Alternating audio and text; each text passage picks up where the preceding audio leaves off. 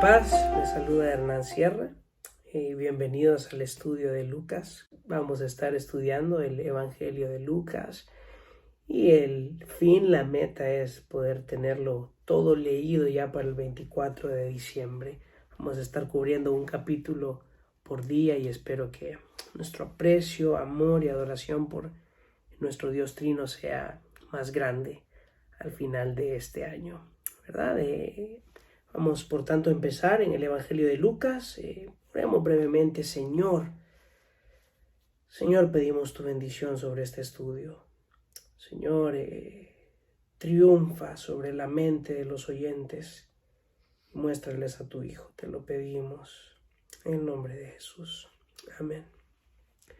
Hermanos, antes de estudiar lo que es el Evangelio de Lucas, ¿verdad? Y cualquier libro del Nuevo Testamento, nos es necesario poder comprender, haber leído, estudiado lo que es el Antiguo Testamento, pues es el Antiguo Testamento lo que nos abre las puertas para el Nuevo Testamento. Es imposible entender el Nuevo Testamento sin antes haber comprendido bien el Antiguo. Y algo clave que vemos en el Antiguo Testamento son los pactos bíblicos. En el Antiguo Testamento vemos que la palabra nos enseña 6 pactos bíblicos y es imperativo que se los explique antes de poder explicarles, ¿verdad? Incluso leer el Evangelio, cualquiera de los Evangelios, porque si no, no vamos a entender nada, como decía un maestro mío en el seminario, no vamos a entender ni papa, ¿verdad? De lo que es el Evangelio de Lucas, ni ningún evangelio, ni ninguna epístola, ni el libro del Apocalipsis, mucho menos. Entonces vamos a repasar estos 6 pactos por ahora que vemos en el Antiguo Testamento y se los voy a dar de manera rápida, ¿verdad? Pueden irlos anotando. El primer pacto que vemos en el Antiguo Testamento, recuerden, son 6. El primer pacto que vemos en el Antiguo Testamento es el pacto noético. Lo encontramos en Génesis, ¿verdad? Génesis 8, Génesis 9. Este pacto noético se llama pacto noético porque Noé estaba pues ahí presente cuando se llevó a cabo, pero no fue un pacto hecho particularmente con Noé. Antes de explicarles lo de los pactos, solo para que sepan, un pacto es un contrato, por así decirlo, llevado a cabo entre 2 partes o 2 personas. Los pactos eran más que una simple promesa, los pactos eran los contratos de la antigüedad. Los pactos tenían responsabilidades, ¿verdad? Ambas partes o solo una parte, responsabilidades a llevar a cabo, promesas a llevar a cabo, como les dije, tal como un contrato en la actualidad. Entonces, el primer pacto que vemos en las Escrituras es el pacto noético. El pacto noético fue un pacto hecho por Dios con toda la humanidad, con toda la raza humana y toda la tierra y la creación. Y la promesa de este pacto es que no va a destruir Dios la tierra más con agua, ¿verdad? ¿Y por qué no lo va a hacer? Bueno, porque Él tiene un plan a llevar a cabo y este es el plan de su reino. Dios tiene su reino para llevar a cabo. Por tanto, promete no destruir más la tierra con agua y esta es la promesa del pacto noético.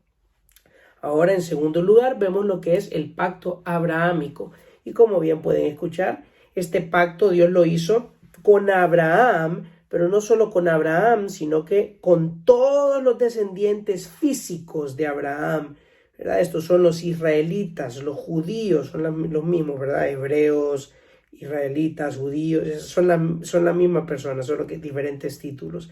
En el pacto abrahámico vemos ciertas promesas, pero ¿qué pone el escenario para el pacto abrahámico? Bueno, en Génesis 10 y en Génesis 11 Dios crea las naciones. Las naciones no son un invento humano, son una creación de Dios. Dios pretendió crear las naciones.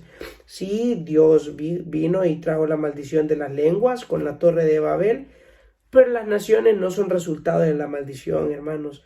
Las naciones son la manera en la que Dios vino y distribuyó a la raza humana a lo largo de la tierra, en grupos de personas. Esto da lugar a lo que tenemos y conocemos hoy como el pacto abrahámico. El pacto abrahámico es de suma importancia entenderlo porque lo vemos a lo largo de toda la Biblia y es conocido en la palabra como el pacto eterno. Lo vemos en Génesis 12, Génesis 15, Génesis 17, a lo largo de todo Génesis y todas las escrituras. Y del pacto abrahámico, hermanos, van a fluir los pactos restantes. Por eso apréndaselo. En el pacto abrahámico vemos que Dios crea la nación de Israel. Recuerden, Génesis 10 y 11, Dios crea las naciones.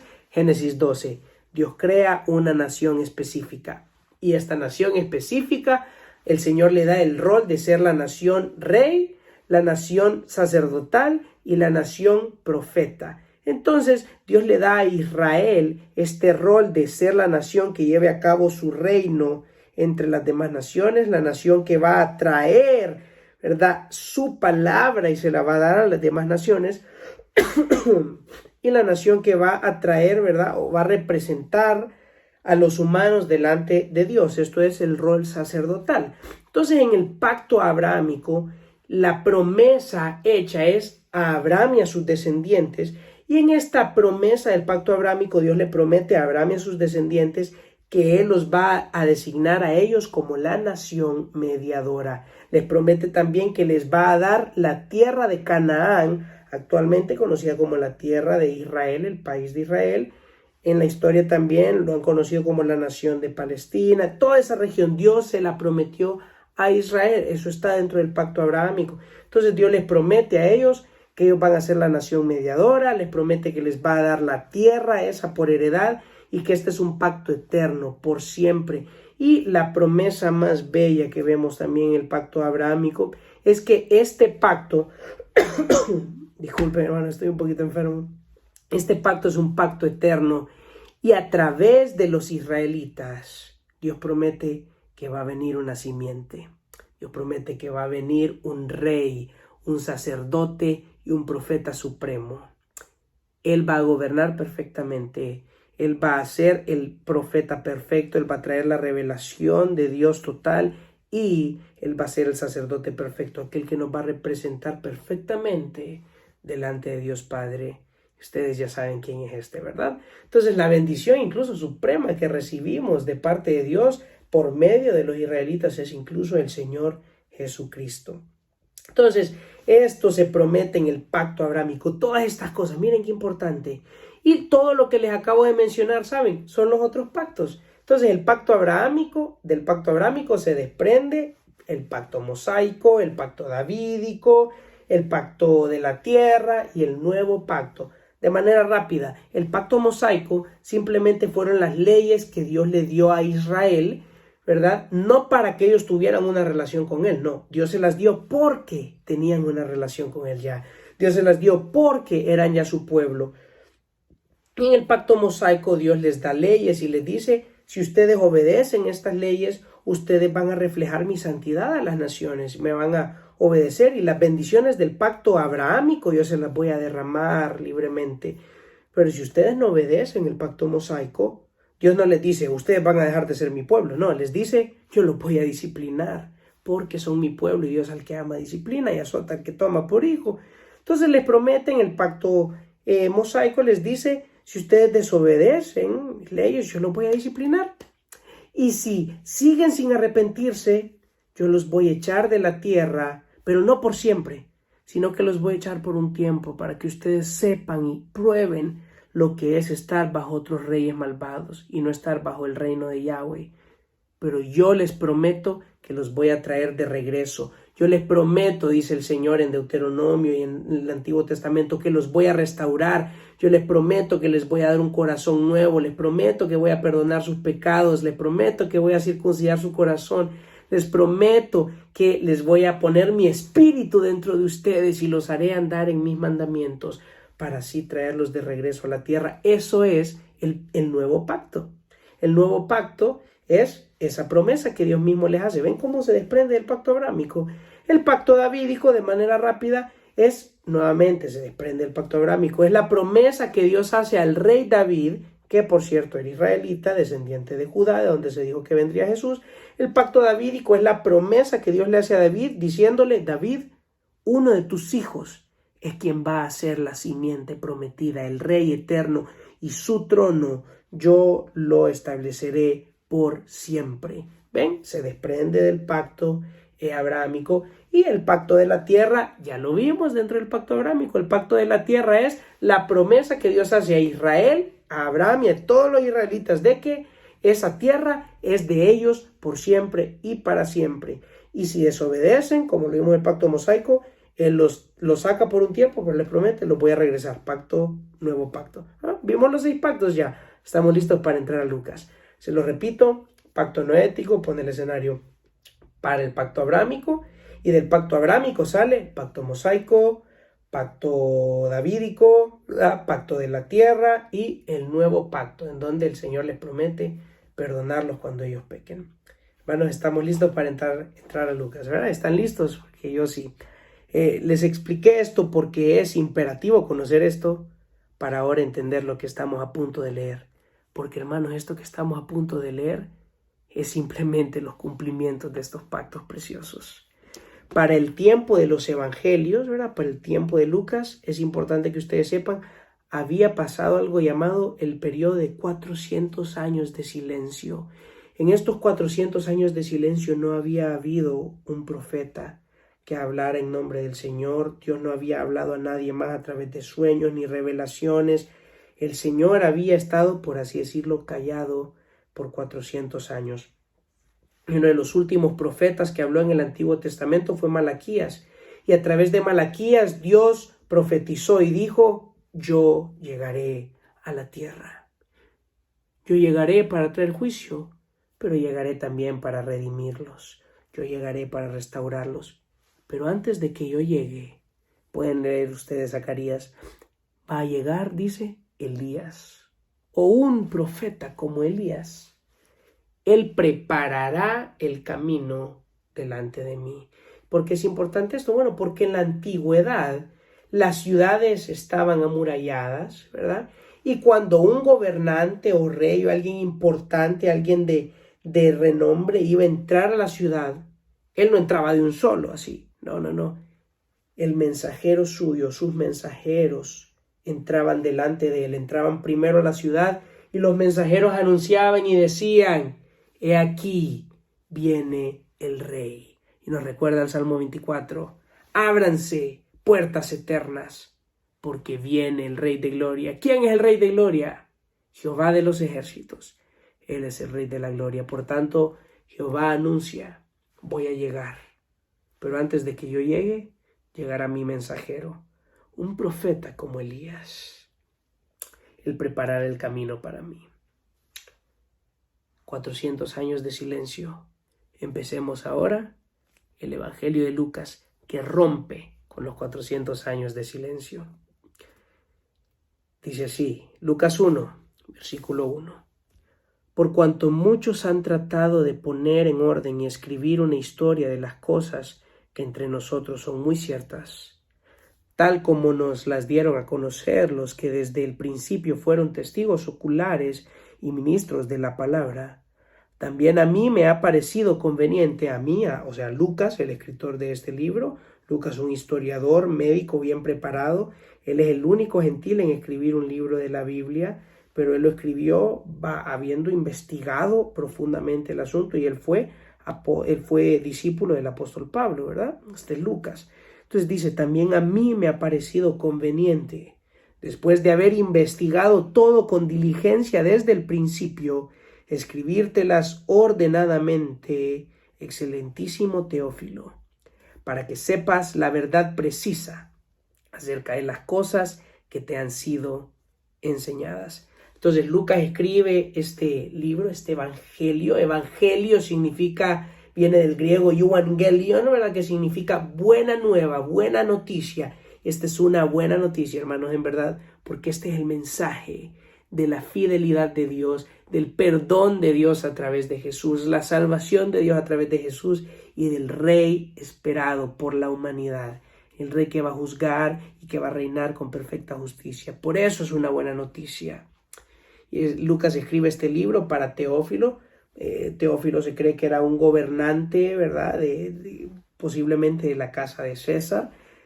Teófilo, no sabemos si ese era su nombre real o tal vez un nombre en código que Lucas con el que Lucas lo llamaba. Pero bueno, vemos que escribe este libro y registra el fruto de toda su investigación, hermanos. Esto es válido, esto es confiable. Esto lo registró basado en el testimonio de los testigos oculares. Lo escribe a Teófilo, pero hermanos, también lo escribe a todos los que van a oír esto. ¿Y para qué lo escribió? Versículo 4, para que sepas la verdad precisa acerca de las cosas que te han sido enseñadas. ¿Para qué está el Evangelio de Lucas, hermanos? Para que usted y yo sepamos quién es Jesús. ¿Quién fue este rabino judío que vivió hace 2000 años? ¿Quién dijo ser Dios? ¿Será que él verdaderamente fue Dios? ¿Será que él en realidad solo era un loco que decía ser Dios y no lo eras? ¿O será que él era un lunático o un mentiroso? Bueno, vamos a ver qué dice el testimonio de los testigos oculares. Empieza la historia, versículo 5.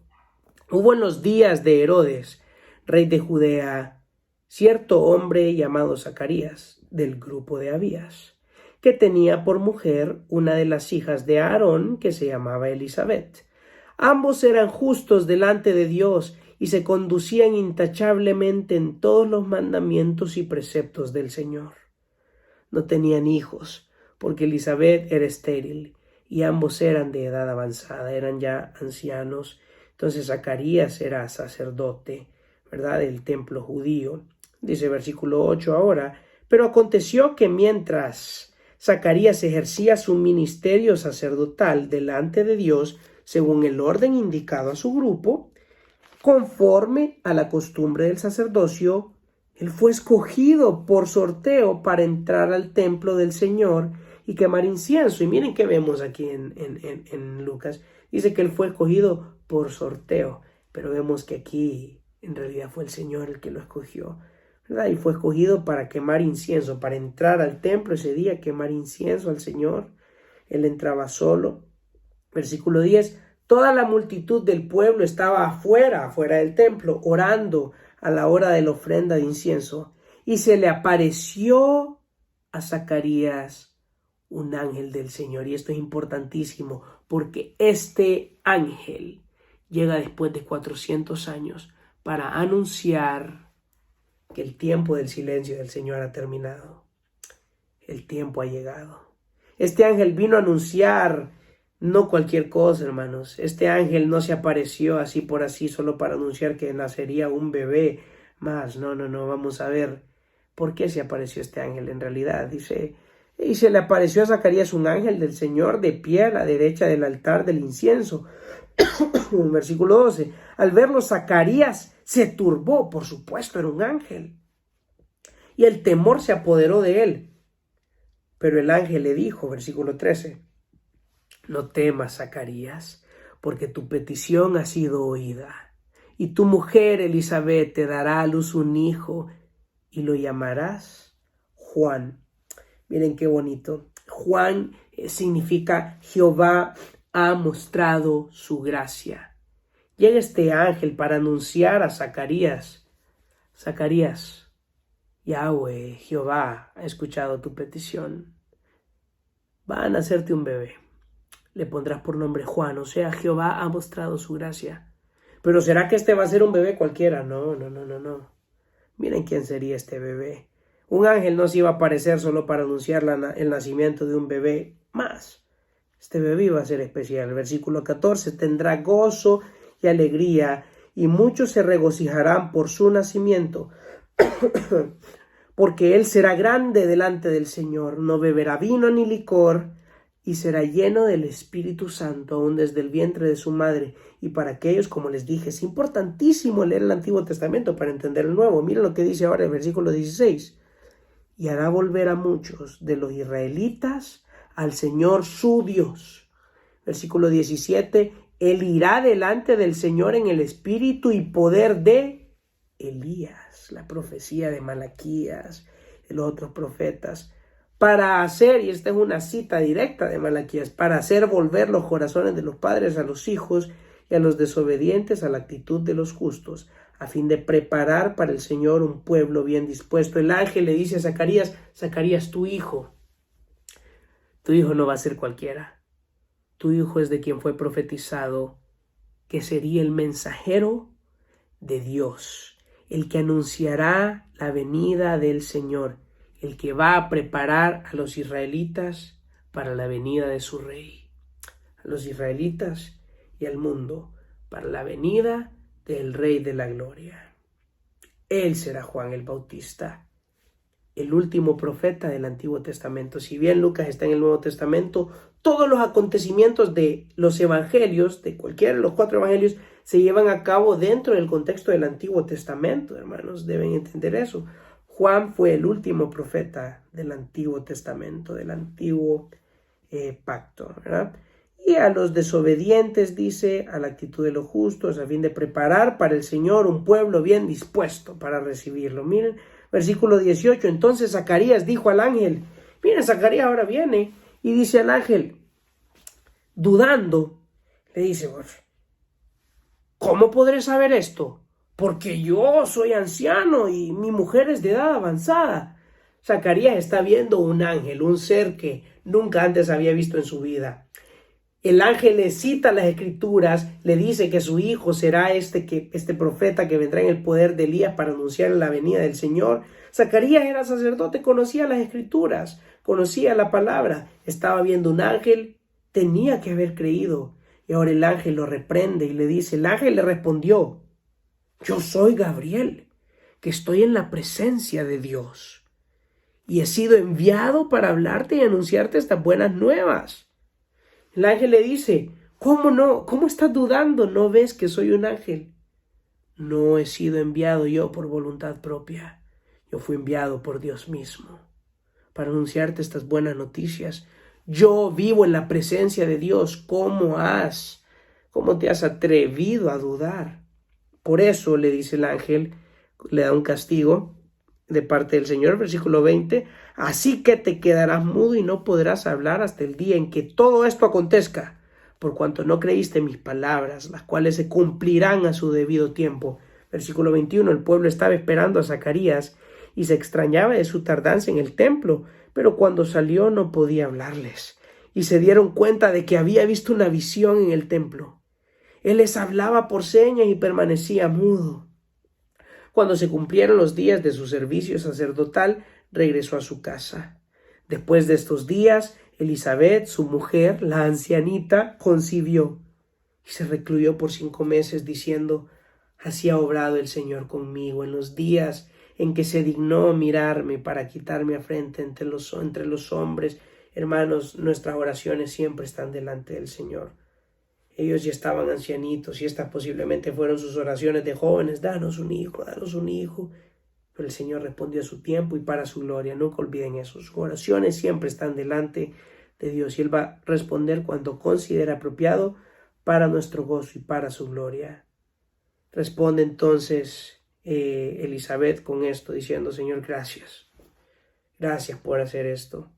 Versículo 26. Al 6º mes, o sea, 6 meses después de esto, el ángel Gabriel, el mismo ángel, fue enviado por Dios a una ciudad de Galilea llamada Nazaret, a una virgen comprometida para casarse con un hombre que se llamaba José, de los descendientes de David, el pacto davídico. Y el nombre de la virgen era María. Es importante saber que María, ¿verdad? En este contexto, según se entiende y se sabe históricamente, María tenía alrededor de unos 13 a 15, máximo unos 16 años. ¿Verdad? Esto era común para los judíos, no se asusten, ¿verdad? Casarse a estas edades. Entonces, este mismo ángel es enviado a esta mujer, María, a una ciudad de Galilea. Para que sepan, para este tiempo Israel estaba dividido en 3 regiones, ¿verdad? La parte del norte era Galilea, la parte en medio era Samaria y la parte de abajo se le llamaba Judea. Entonces el ángel fue enviado a la parte del norte, a Galilea. Vivía María, una mujer insignificante, de un pueblo insignificante, en Galilea, en Nazaret. Este ángel fue enviado a esta jovencita. Y entrando el ángel le dijo, ¡salve! Muy favorecida, el Señor está contigo.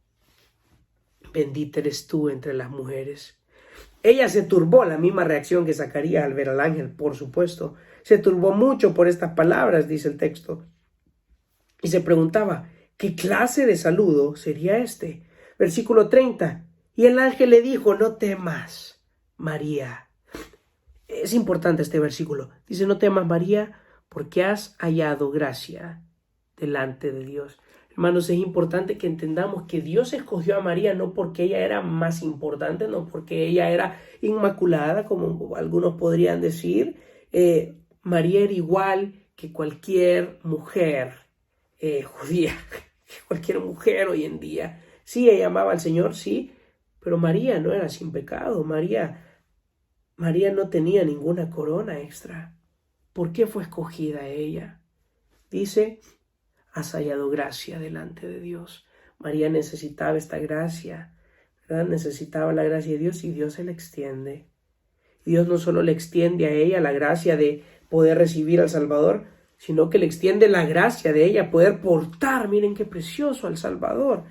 Entonces el ángel le dice, has hallado gracia delante de Dios, y ahora le anuncia, ¿cuál es esta gracia? Concebirás en tu seno y darás a luz un hijo y le pondrás por nombre Jesús, que significa Yahweh o Jehová es salvación. Y María por ahora podría estar pensando, bueno, lo único raro aquí es que el ángel se me apareció y me está diciendo que voy a tener un bebé. Podría pensar María, oh, tal vez es el bebé que voy a tener con mi esposo José cuando me case y todo, pero el ángel ahora va a especificar quién es este bebé que le iban a poner por nombre Jesús. No era cualquier bebé, hermanos. Este es Dios con nosotros. Versículo 32, este será grande y será llamado Hijo del Altísimo. El Señor Dios le dará el trono de su padre David. ¿Ven la importancia de haberles explicado los pactos? El Señor Dios le dará, le dará el trono de su padre David. Pacto davídico, extensión del pacto abrámico. Y reinará sobre la casa de Jacob por siempre, el que va a gobernar sobre Israel y las naciones perfectamente. Y su reino no tendrá fin. Él va a traer el nuevo pacto. Él va a llevar a cabo el perdón de pecados. Va a llevar a cabo todo, hermanos. Versículo 34. Entonces ahora María entiende. Este no es cualquiera. Este es el cumplimiento de los pactos. Entonces María dijo al ángel, versículo 34, ¿cómo será esto, puesto que soy virgen? María le explica, le pregunta al ángel, ¿cómo es que va a ser esto? ¿Será que va a ser con mi esposo José cuando me case? Pero ¿cómo es posible si yo soy pecadora, si José es pecador? ¿Cómo de dos pecadores puede venir el Eterno? ¿Cómo de dos pecadores puede venir el impecable? Y ahora el ángel explica, Él no vendrá de ti ni de ningún hombre, no. Él sí va a ser humano, pero permítanme decirles, señoras y señoras, dice el ángel, Él va a ser más que un humano, Él es más que un humano. Versículo 35, el ángel le respondió, el Espíritu Santo vendrá sobre ti, y el poder del Altísimo te cubrirá con su sombra. Por eso el niño que nacerá será llamado Hijo de Dios, esto es, Dios mismo, haciéndolo semejante a Dios mismo. Y podría ahorita María estar pensando, esto es imposible, nunca antes ha sido hecho. Y por eso el ángel después le dice, por cierto, tu pariente Elizabeth, versículo 36, en su vejez también ha concebido un hijo. Y de hecho le dice, y este es el 6º mes para ella, la que llamaban estéril. ¿Por qué le dice el ángel esto? Para mostrarle, no hay nada imposible para Dios. ¿Te muestra algo imposible? Tu parienta, la ancianita, sí, la estéril, el Señor le dio un bebé. ¿Crees que no puede darte a ti un bebé? Y de hecho, este va a ser el Rey de Reyes. Versículo 38, entonces María dijo, aquí tienes a la sierva del Señor, hágase conmigo conforme a tu palabra. El ángel se fue de su presencia. Versículo 39, en esos días María se levantó y fue apresuradamente a la región montañosa, a una ciudad de Judea, recuerden, Galilea, Samaria, Judea. María viaja hasta Judea para ir a ver a su parienta Elizabeth, ver que estaba embarazada esta ancianita, y dice versículo 40, y entró en casa de Zacarías y saludó a Elizabeth.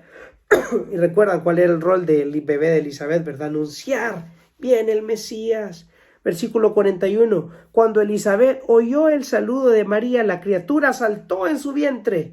Y Elizabeth fue llena del Espíritu Santo y exclamó a gran voz. Nadie le había dicho a Elizabeth que María portaba o llevaba en sí al Salvador del mundo, al Rey, al Mesías, al Cristo. Pero el Espíritu se lo mostró y ella exclamó a gran voz, bendita tú entre las mujeres y bendito el fruto de tu vientre.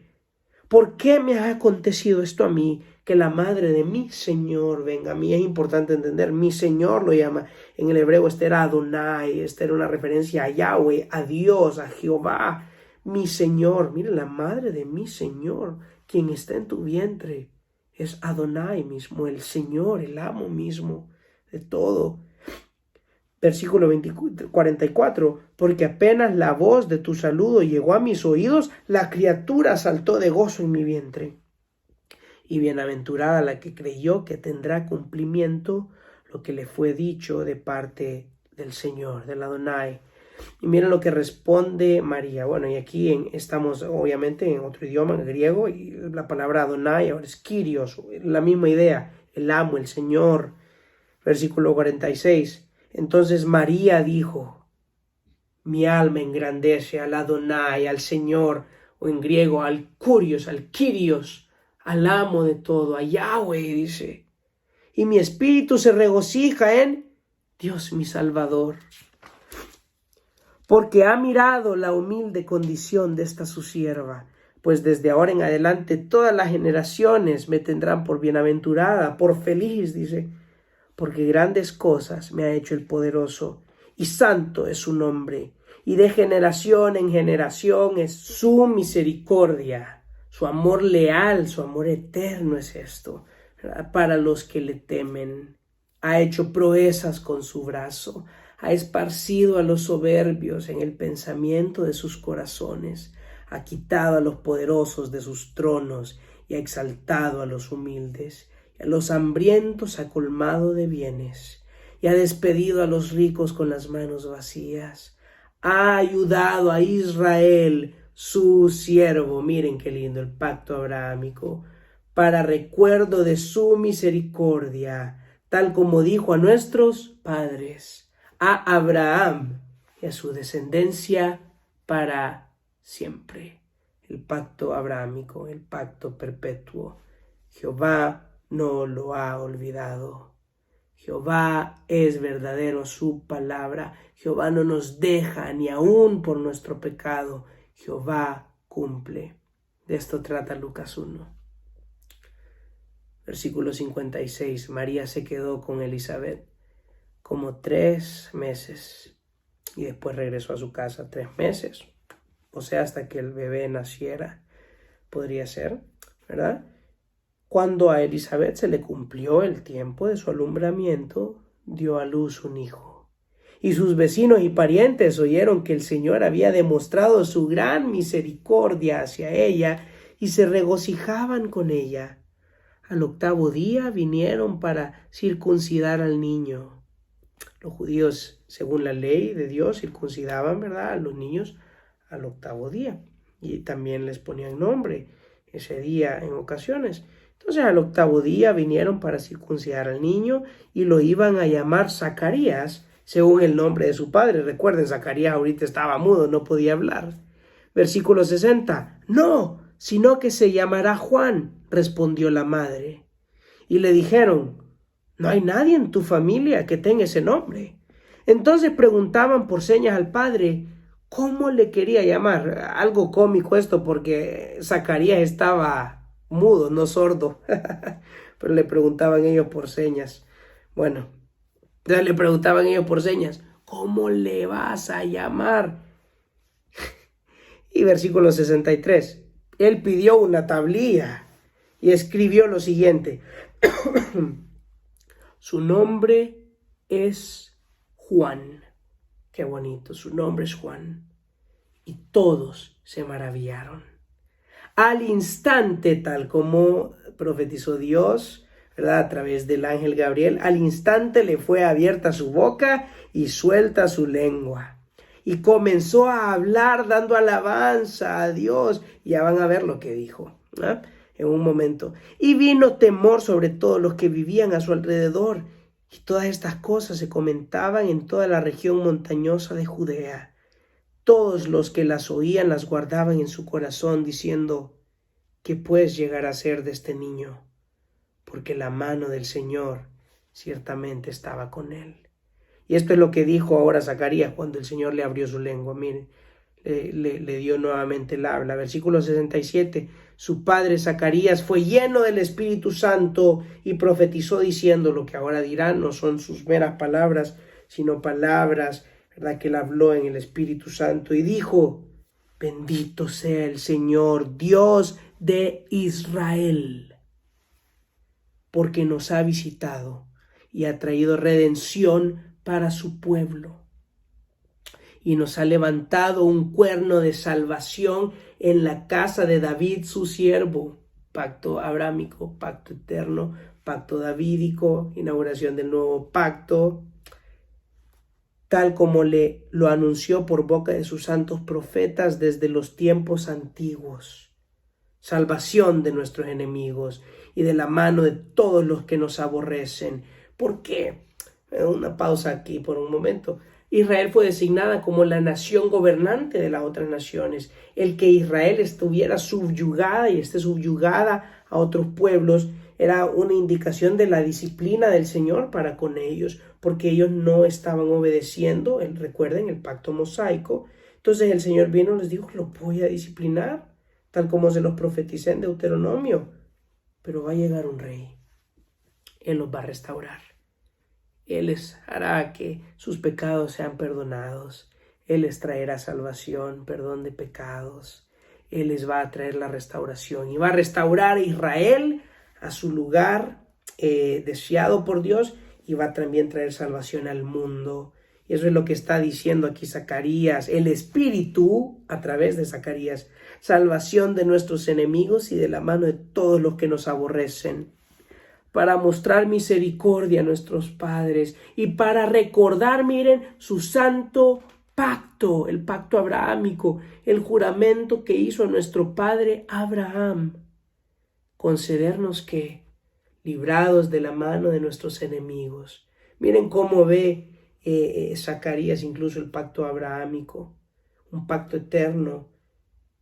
Viene y miren qué precioso. ¿Cuál es el fin del pacto abrahámico? Lo dice aquí Zacarías: concedernos que, librados de la mano de nuestros enemigos, le sirvamos sin temor, sirvamos a Jehová. ¡Qué lindo! En santidad y justicia delante de Él todos nuestros días. Esto hará el Rey. Y tú, niño, ahora le habla a Juan, su hijo, serás llamado profeta del Altísimo, porque irás delante del Señor para preparar sus caminos, para dar a su pueblo el conocimiento de la salvación. ¿Salvación por qué medio? Por el perdón de sus pecados, por la entrañable misericordia de nuestro Dios. ¿Por qué viene la salvación? Por la misericordia y fidelidad de Dios, que a pesar de ser nosotros pecadores, hermanos, los israelitas no son mejores ni peores que nosotros. Somos igualitos a ellos de perversos. Ellos, hermanos, pecaron abundantemente, pero eso no evitó que la fidelidad de Dios se llevara a cabo, se cumpliera, y eso no evitará que se siga cumpliendo. Él lo restaurará y nos restaurará también a nosotros, los que creemos en Él, como el Señor, el Salvador.